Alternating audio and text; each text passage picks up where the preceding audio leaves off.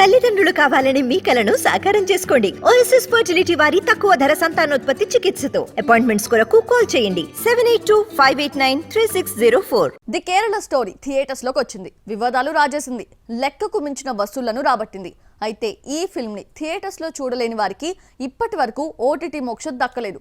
అలాంటిది ఒక్కసారిగా ఈ నెల 16 నుంచి ది కేరళ స్టోరీ ఓటీటీలోకి స్ట్రీమింగ్ పెట్టడం పొలిటికల్ స్టంట్ లో భాగమా? ఆదర్ శర్మ లీడింగ్ రోల్ చేస్తూ సుదీప్ తోసెన్ డైరెక్షన్ లో తెరకెక్కిన ఫిల్మ్ ది కేరళ స్టోరీ. అమాయక హిందూ క్రైస్తవ అమ్మాయిలు ప్రేమ పేరుతో మోసపోయి ఐసిస్లోకి చేరి దేశ వ్యతిరేక కార్యకలాపాలు ఎలా చేస్తున్నారు అనే విషయాన్ని ఈ సినిమాలో చూపించారు.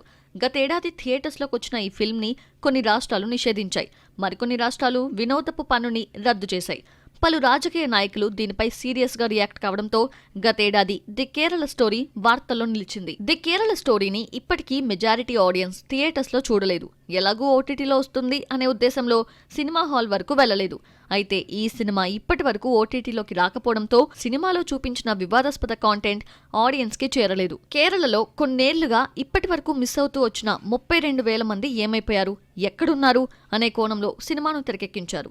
అయితే ఈ సినిమాను పొలిటికల్ యాంగిల్లో చూడటం వలన వివాదమైందే తప్ప అందులో ఎగ్జాక్ట్ గా ఏం చెప్పారనే విషయం చాలా మందికి చేరువ కాలేదు. ది కేరళ స్టోరీని పబ్లిక్ లోకి తీసుకువెళ్లడంలో రైట్ వింగ్ ప్రధాన భూమికను పోషించిందనే విమర్శ ఉంది. అట్ ద సేమ్ టైం ఈ ఫిల్మ్ ని కొన్ని రాష్ట్రాల్లో రిలీజ్ కాకుండా చేయడంలో ఓ సెక్షన్ ఆఫ్ ఓటర్స్ కోసం అప్పట్లో లెఫ్ట్ వింగ్ రీజనల్ పార్టీలు సినిమాకి క్లియరెన్స్ ఇవ్వకుండా ఆయా రాష్ట్రాల్లో అడ్డుకున్నారని విమర్శలు ఎదుర్కొన్నాయి.